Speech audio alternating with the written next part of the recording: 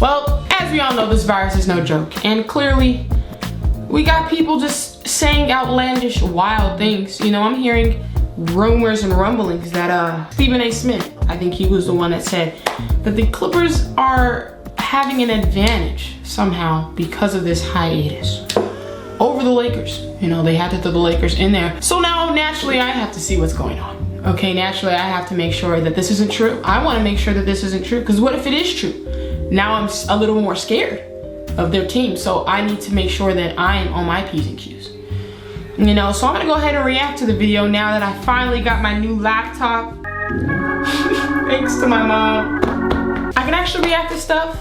I can actually export things in a timely fashion. It's unreal. So you guys don't know. I almost cried. But anyways, before we get into the video really quick, follow me on my social medias and drop a question for me, because I'm gonna do a Q&A. Video topics are sparse because there's no NBA game, so I'm trying to spice it up. Okay, we haven't done a Q&A in like literally over a year, so I'm like, might as well. So some people have already dropped me questions on Twitter and stuff like that, Instagram. So if you haven't dropped me a question, drop me a question down there. Let's get into the video. First Take debates how the NBA hiatus will impact LeBron and the Lakers. I hope to God this isn't true. That would be a bummer for me if it was true. So let's go ahead and see. Helped, or are they going to hurt by having this long layoff? They're helped by it in the long run. In the short run, let me start by saying this. You know how Let me go back. Clearly I missed something. Are the Lakers helped, or are they going to hurt by having this long layoff? They're helped by it in the long run. In the short run, let me start by saying this. You know how I talk about load management, how wise it is of Kawhi, how LeBron used to basically do some version of it, at least in terms of not playing defense in the regular season and gearing up, making sure he had enough gas in the tank for the playoffs. I think it's reasonable to assume that the future will exist. You know, that like, yeah, we will have a season, I'll be able, and to base your predictions about what's going to happen on what usually happens, which is you have a normal season. So Kawhi was smart to do it, and LeBron used to be smart to do it. However, let's not, first of all, Max, let's not equate the two. I understand what you, because I used to get very frustrated at LeBron for not playing defense in certain times. That was when he was on our team, and I know that he used to do that even more on the Cavs and stuff like that. Like later years, he just wouldn't even try on defense, just kind of take breaks. So I get what you're trying to say, like he's saving his body. That's not the same as sitting full games out that fans paid for, kids, fans of you, you know what I mean, paid to see you play, and you're just sitting out because I want to be rested for the playoffs. I want to feel great for the playoffs. Like, that's not the same thing. So let's not equate that. That's number one. I had another point, but I forgot it. What was the other point? Oh, the other point, low-key. I'm feeling a little bit bad for you, because Clippers, you did all this to load manage, and we have a whole break too. So even the playing field up, we all get rest. Wow. This was almost low-key. This rest was a blessing on the low for them, because it's like we played our hardest every single game, and we didn't load manage. We got all our chemistry up, and we still get a break. But you load managed. There's something to be said for letting it all out every day, leaving it on the court, which is what LeBron did this year for the most part. He eased up on the defense at times, you know, after the All-Star break, but for the most part, he left it all out there. Because you're not promised tomorrow. So, like, what you did is what you did. So here I think LeBron... So then why did he say it's smart to load manage as Kawhi?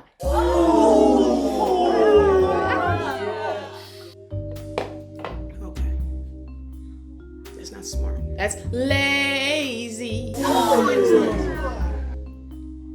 LeBron is helped because, yes, he gets a rest. Now, if they were jumping right into the playoffs, I'd agree with LeBron. Not only for his body, and he would know more about that, obviously, than me or anyone else, but for his teammates. Sorry, did you just cough?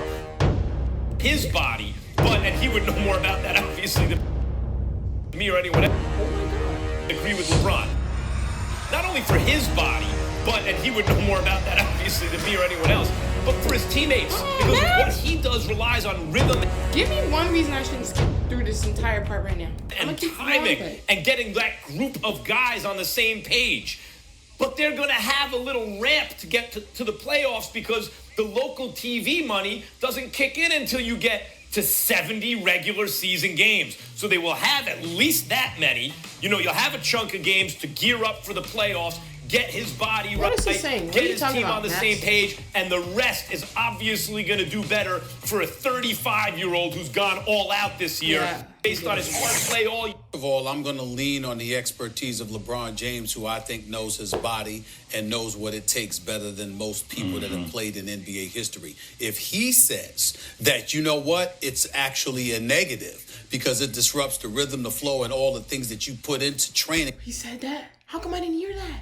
Over the last 6 months for this moment, then I'm going to side with LeBron James. Another person I'm going to side with, Max Kellerman, is Irvin Magic Johnson. Who can? So maybe Kawhi is at advantage because he'd been taking breaks all year. Oh my. He might be right. Kawhi sitting out and just resting on the sidelines actually might come back to help them.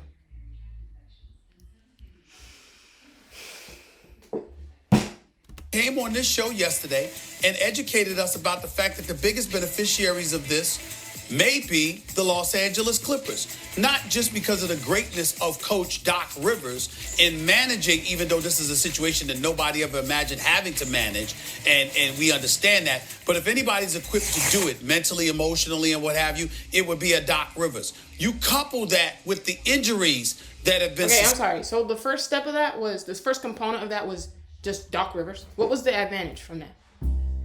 Just Doc Rivers was like the advantage?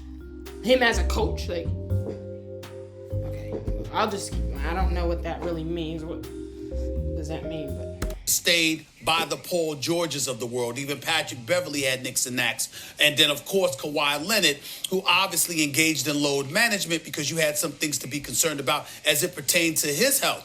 When you have an opportunity to avoid exposing your body to the level of attrition and wear and tear that a regular season comes with, and you're able to ultimately get a break from all of that.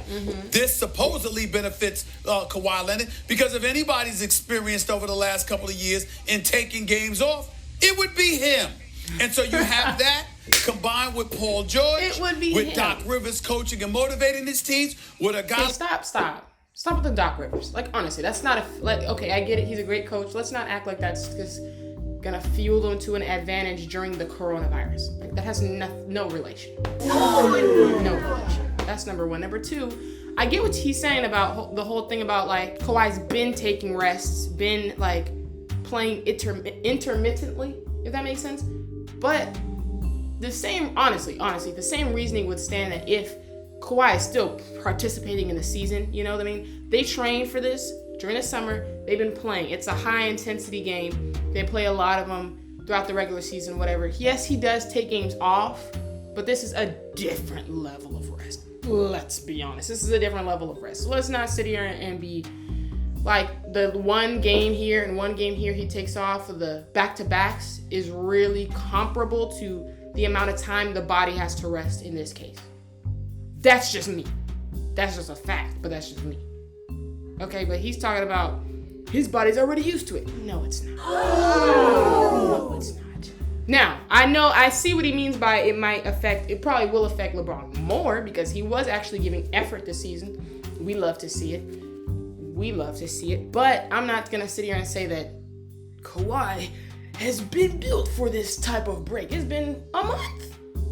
No, it hasn't. I don't know how long it's been, but it's about to be a little bit of time, a chunk of time. He's not used to that. And then just like jumping right back into it. However, also, I think we might be exaggerating this a little bit simply because people come back from injuries all the time. Like, they'll be injured for a whole year, come back. You know, it's not like this is the end of the world type of thing. Like, everybody's bodies will be broken. It'll be such a shock. But I do see what he's saying. Of course, whatever LeBron says goes at this point. I never played the NBA, so I'm gonna believe him. So if he says, it will disrupt the body's, natural flow, I believe it. But I think we can push through it. I think Kobe would have been able to push through it. I think y'all can push through it. I like Ty Lue, who's a lead assistant on your bench, who by the...